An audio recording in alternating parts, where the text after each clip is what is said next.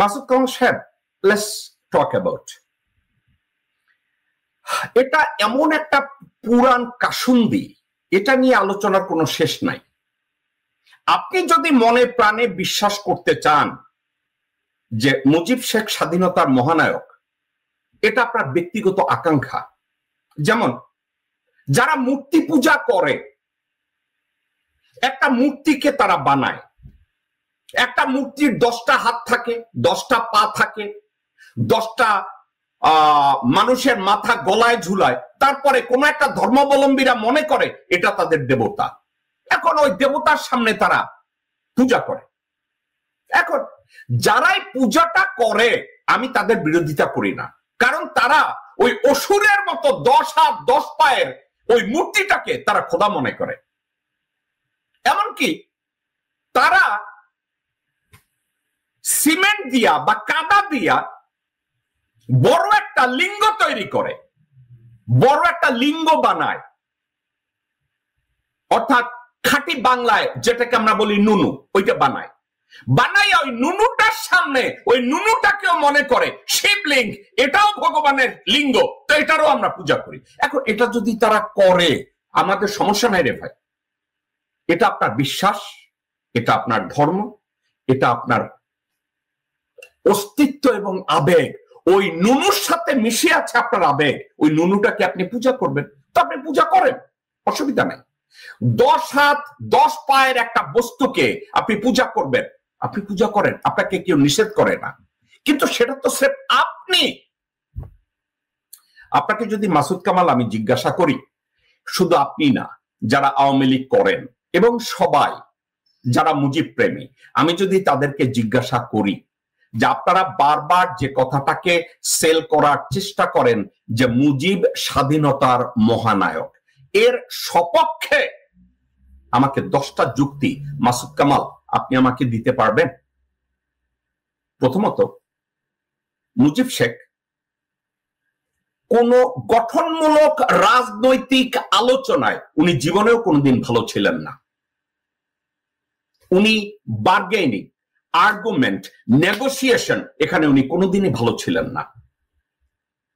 উনি এক মুহূর্তে একটা মানসিকতা পোষণ করতেন, ঠিক সেকেন্ড মুহূর্তে ভারতের প্রেসক্রিপশনে উনি আবার নিজেকে সরায় নিতেন। একবার বলতেন আমি ভাত খাবো, 2 মিনিট পরে বলতেন নাই, ভাত ভালো না, ভাত পচা। একবার বলতেন আমি পানিটা খাবো, সেকেন্ড মিনিটে বলতেন এই পানি হারাম। তো আমি তার যোগ্যতা এবং অযোগ্যতা নিয়ে কথা বলছি না, মুজিব শেখ কোন জায়গার যোগ্য আবার কোন জায়গার অযোগ্য। আপনি বলছেন উনি স্বাধীনতার মহানায়ক। এখন আমি প্রথম থেকে যদি বিবেচনা করি, Masud Kamal, he was not a good negotiator, and তার পলিটিক্যাল ব্যাকগ্রাউন্ডটা কি ছিল? আদার দেন গুন্ডামি, বদমাইশি, চেয়ার দিয়ে স্পিকারের পিঠায় মাইরা ফেলানো, মাওলানা হামিদ খান ভাসানীকে শারীরিকভাবে অ্যাসাল্ট করা, আব্দুর রশিদ তর্কবাগিশকে শারীরিকভাবে অ্যাসাল্ট করা, বিভিন্ন ভাবে লোকজনদেরকে অ্যাসাল্ট করা, রাজনৈতিক ব্যক্তিবর্গকে পিটানো, রক্তাক্ত করা, সবই ছিল মুজিব শেখের গুণাবলীর একটা। নেগোসিয়েটর হিসাবে উনি ভালো ছিলেন না। রাজনৈতিক নেতা হিসাবে মুজিব শেখকে যদি মূল্যায়ন করা হয়, তাকে C- গ্রেডিং দিয়ে তাকে বিচার করতে হবে, কারণ উনি দূরদৃষ্টি সম্পন্ন কোন নেতা ছিলেন না। আপনার মনে আছে, যেই লোক মিলিয়ন না লক্ষ, এইটা ডিফারেন্সিয়েট করতে পারতেন না, যেই লোক নেগোসিয়েশনের স্বার্থে দেশের জনগণকে কামানের সামনে ফেলে দিয়ে, বন্দুকের সামনে ফেলে দিয়ে, গাট্টি বস্তা বাইন্দা বিছনা গুছাইয়া কামাল হোসেনের শ্বশুর বাড়িতে থাকার জন্য পাকিস্তানে চলে যায়, তাকে আপনি মহানায়ক বানাই দিলেন। যে লোক দেশের পররাষ্ট্র নীতি সম্পর্কে জানতেন না, যেই লোক বাণিজ্য নীতি সম্পর্কে যার কোনো ধারণা ছিল না, যেই লোক স্বরাষ্ট্র নীতির উপর একটা কান্ট্রির ইনফ্রাস্ট্রাকচারে ডিফারেন্সিয়েট করার মতো কোনো যোগ্যতা ছিল না, যেই লোক ব্যালেন্স বাজেট সম্পর্কে কোনো ধারণা ছিল না, যেই লোক একটা দেশের ইনফ্রাস্ট্রাকচার তৈরি করার জন্য যে পলিসি দরকার, এই পলিসি সম্পর্কে যার কোনো ধারণা ছিল না, এবং যুদ্ধের আগে যে কোনো দিন যুদ্ধ করে না। যুদ্ধের আগে যে আওয়ামী লীগের লোকজনদেরকে বলছে তোমরা আন্ডারগ্রাউন্ডে চলে যাও, আমি পাকিস্তান যাইতেছি, তাদেরকে বলে নাই যে তোমরা সরাসরি যুদ্ধ করো।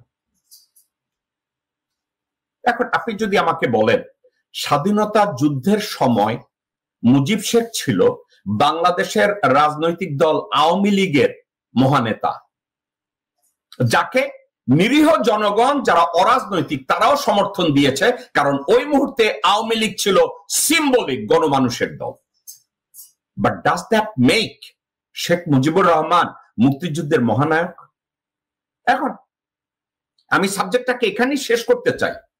আপনি যদি শিবলিঙ্গ যেটা, অর্থাৎ ভগবান লিঙ্গের নুনু যেটা, ওইটারে যদি আপনি খোদা মনে করেন, ইজ বিটুইন ইউ এন্ড ভগবান লিঙ্গ। এটা ভগবান বুঝবে আর আপনি, এটা তো আপনার। এখন ওই লিঙ্গকে আমরা তো ভাই ভগবান মনে করি না, আমাদের কাছে ওইটা একটা কাদা দিয়া বানানো একটা নুনু। ওই নুনুকে আপনি সেবা করেন রে ভাই, আমার অসুবিধা নাই, আপনাকে আমি ঘৃণাও করবো না মাসুদ কামাল। কিন্তু আপনি যদি এখন আমাদেরকে ফোর্স করেন যে আমরা ওই লিঙ্গটারে ভগবান মনে করব, what is this Masud Kamal? আপনি তো লেখাপড়া করছেন মাসুদ কামাল সাহেব। ব্যক্তি জীবনে আপনার কিছু কষ্ট আছে, কিছু ব্যর্থতা আছে। আপনার বেডরুমের কথায় আমি যাইতে চাই নাই। আপনি একদিন হঠাৎ বাইরে থেকে ঘরে এসে আপনার স্ত্রীকে আপনি কোন অবস্থায় পেয়েছেন এগুলো নিয়ে আমি কথা বলতে চাই না, যদিও একেবারে দলিল পত্র সহ আমার কাছে কিছু আছে, এবার এগুলো নিয়ে কথা বলতে চাই না। ব্যক্তিগতভাবে এখানে আপনাকে আমি অ্যাটাক করব না, কিন্তু আপনি মুজিব শেখকে আপনি একেবারে মহানায়ক বানানোর জন্য এখন পাগল হয়ে গেলেন। কিন্তু হাসিনা শেখ যখন মুজিব শেখকে বঙ্গবন্ধুময় করা ধরছে, আপনার মুখে তো আমি কোনোদিন একটা প্রতিবাদ দেখি না রে ভাই, একটা গঠনমূলক আলোচনাও দেখি নাই।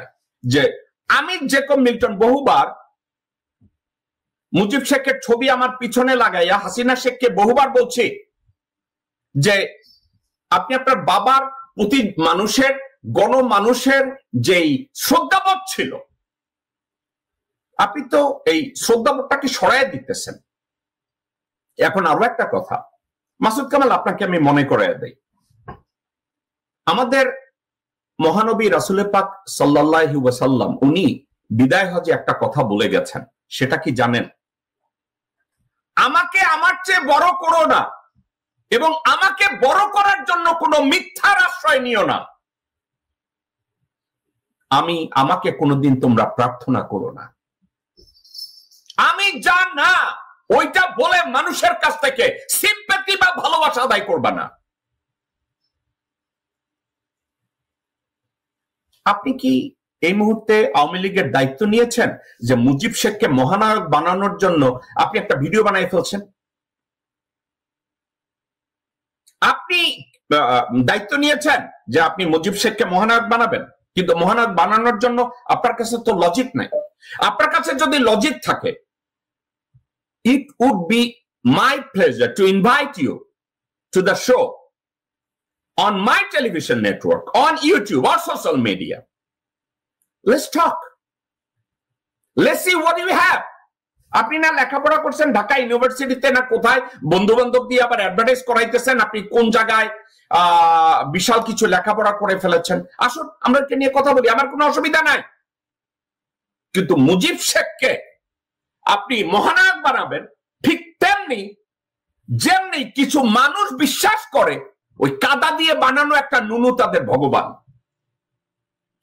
10 হাতের 10 পায়ের গলায় ঝুলানো কয়েকটা মাথা, এটাকে মনে করে তারা দেবী। তো ভাই, আপনি ওই দুর্গা বা কালীকে আপনি ভগবান মনে করেন, শিবের নুনুকে আপনি ভগবান মনে করেন, আমার কোনো অসুবিধা নাই ভাই। শুধু একটা অসুবিধা আছে, আপনার নামটা ভালো, ওইটা চেঞ্জ কইরা গৌরাঙ্গ পৌরাঙ্গ কিছু একটা রাইখা যান ভাই, আপনি ওইটা করেন। আপনার আমি বলবো যে আপনি আমার ভালো প্রতিবেশী এবং আপনি শিক্ষিত, আপনাকে আমি এই সাবজেক্টটা নিয়ে আমার কথা বলতে কোনো অসুবিধা নেই।